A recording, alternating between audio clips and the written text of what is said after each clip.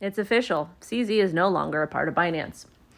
And he's also paying $4.3 billion to the public servants of the United States of America for operating a crypto exchange that sold unregistered securities to customers. Okay. And let me give you guys some background. Binance was operating in the United States of America like prior to 2020. Okay. And then the U.S. government was like, hey, you guys can't do this. So Binance left. Okay. They told customers, get your stuff off our exchange, XYZ. And then they opened Binance US, which is kind of like a copy pasta of Coinbase. Okay. And, you know, Coinbase is like the golden child to an extent. And if you don't know, Coinbase is partnered with ICE, and they also help the government liquidate their holdings, their crypto holdings. Okay. But they're also being sued by the SEC. So that happened today. That's all real. Kraken was also hit by the SEC for selling unregistered securities. Okay.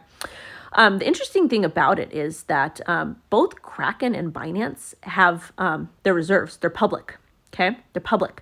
They have been for like the last year or so. And again, neither reserves are perfect.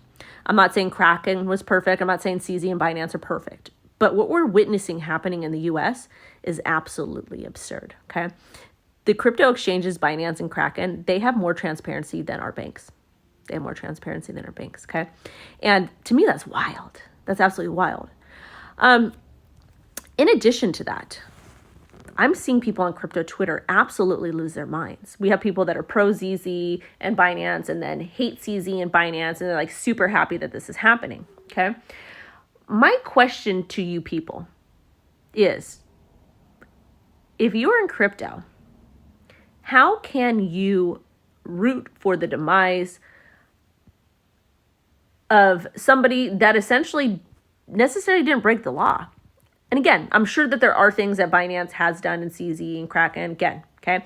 But the reason why I'm saying they haven't broken the law, because how can you break laws that aren't real? Okay? The SEC has not given us any types of guidelines of what we can and can't do in crypto, okay? They're just randomly going after people and litigating.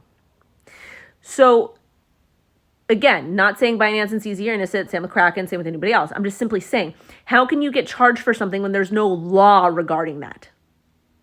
Okay? Think about that. In addition to that, we're seeing a very popular tactic being used. This tactic is used during war. It's used in politics. It's used on the streets. And it's called division of a community. Okay. Some people support Binance, other people don't, vice versa. And we're seeing crypto Twitter absolutely go insane over this issue. Okay. Some people are happy that it's happening. Other people are mad that it's happening. Me personally, at this point, with any of the enforcement actions the SEC does in crypto, I'm pretty much against, because they have refused to give us guidelines, and they're treating Americans who pay their salaries and pay their litigation fees that they're not smart enough and competent enough to make good choices.